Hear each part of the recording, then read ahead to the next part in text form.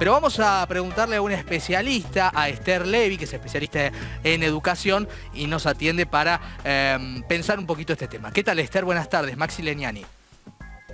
¿Qué tal? Buenas tardes, Maxi, ¿cómo están? Bien, muchas gracias Gusto. por atendernos. Esther, ¿cuál es tu mirada, cuál es su mirada respecto de esta propuesta, de esta iniciativa, mejor dicho?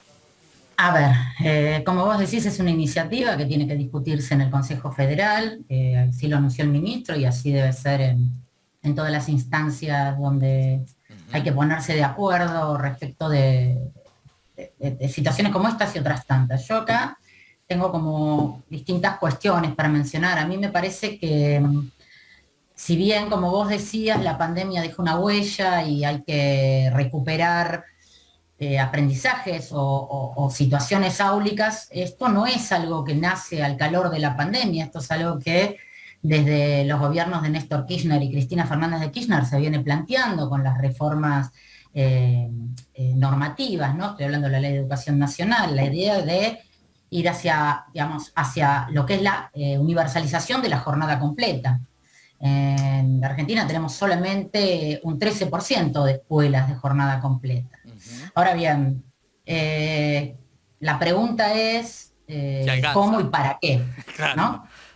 ¿Cómo y para qué? El claro. cómo, algunas cosas adelantó el ministro, lo cual a mí me parece que faltan detalles, pero habló de algo que no es menor, que es el tema donde siempre se tensiona, ¿no? El derecho a la educación y el derecho al trabajo, y ahí aparece el tema de los docentes. Habló el ministro de reconocer eh, estas horas pagas, Claro. uno trabaja, no es voluntarismo. No, El voluntarismo lo dejamos para otros escenarios, y los docentes tienen que estar bien remunerados. claro. Así que, y Desde por ya. otro lado hay una Eso no, cuestión, no debe estar ni en tela de juicio, ¿no? Aunque a veces parece no que por sí. eso, pero ahí es importante tomar en cuenta esto que decíamos antes, que tiene que ver con los consensos y los acuerdos.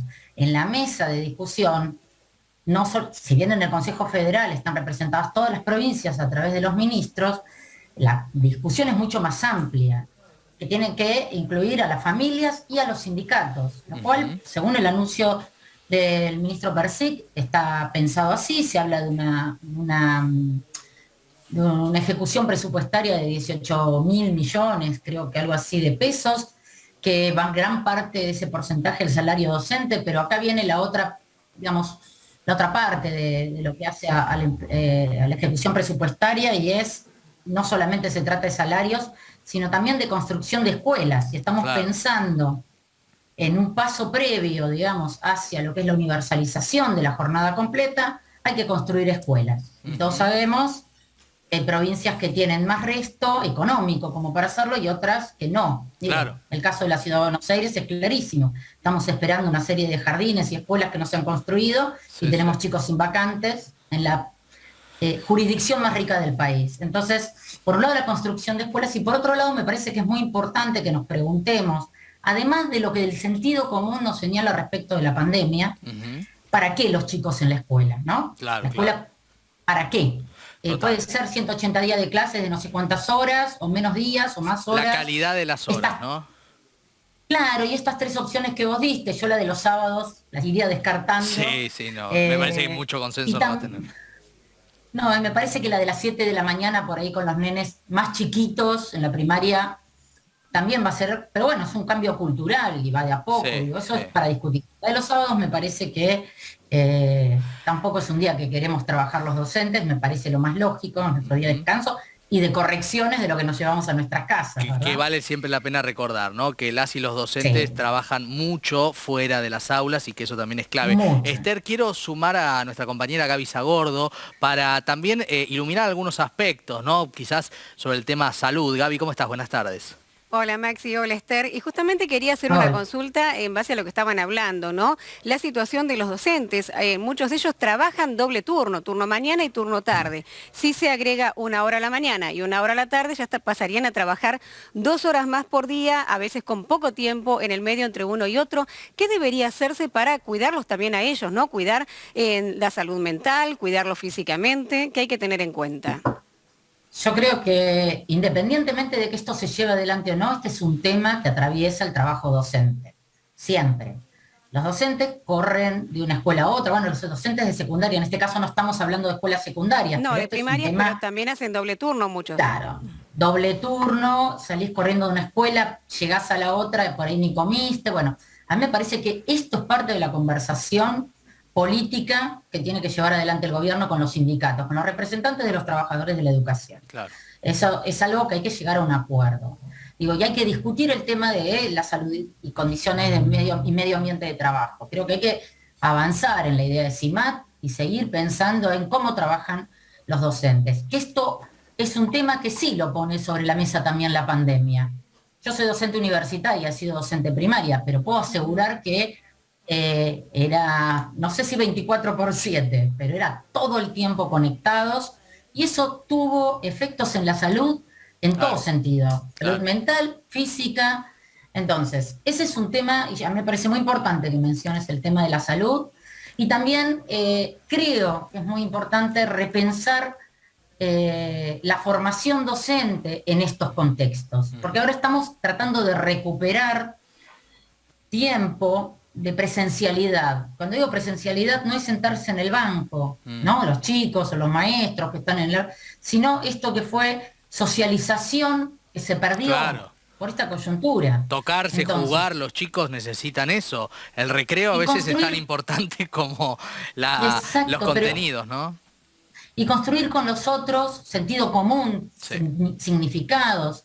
Entonces a mí me parece que la pregunta, y que estoy segura que se va a contemplar, o que se está, por supuesto, tomando en cuenta al momento de querer agregar horas de clase, siempre pensando en esta idea, ese camino progresivo, la universalidad de la jornada completa.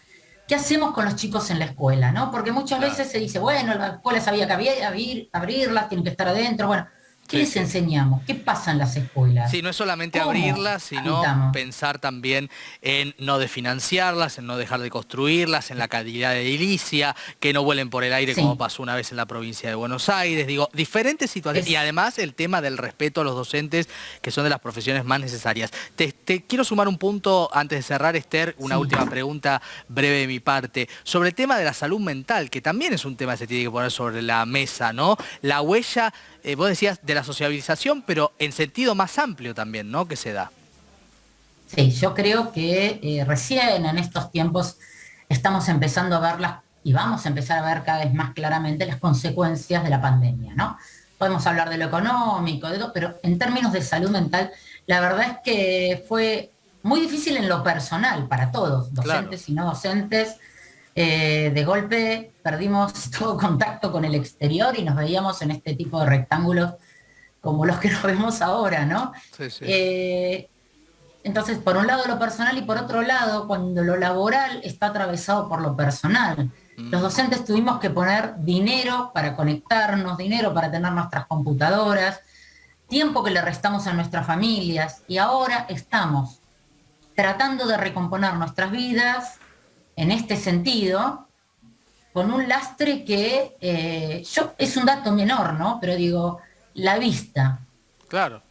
Afecta, o sea, yo particularmente... Sí, la pantalla permanentemente, sí, claro. Sí, entonces me parece que hay un montón de consecuencias que la pandemia, todavía no notamos de la pandemia, pero yo no quisiera dejar, esta es por ahí mi opinión, ¿no? Como pedagoga, no quisiera dejar atado el tema de la cantidad de horas a directamente mejora de la calidad y necesariedad post pandemia. Totalmente. Vale, que haya más horas de clase no quiere decir que se mejore la calidad de la enseñanza, y ojo, cuando hablo de calidad no hablo en los términos neoliberales donde la productividad y los pibes, las pruebas PISA, no, eso no, yo estoy hablando de los procesos educativos. Totalmente. Lo que pasa en las aulas que no lo mide la pruebas PISA. Sí, y todas las reflexiones que ustedes, los especialistas, hacen sobre cómo debe mutar la manera de educar, ¿no? Porque si no, en algunos sectores es una cosa como de Excel, donde uno dice, se educa de la misma manera que se educaban nuestros padres en los años 60. Entonces, bueno, habría que repensarlo. Pero bueno, es para un debate largo y ojalá el Consejo Federal lo tenga como debe hacer, con todas las aristas, pero en favor de la educación. Esther, la verdad que fue muy enriquecedor tenerte. Muchas gracias. Muchas gracias a ustedes.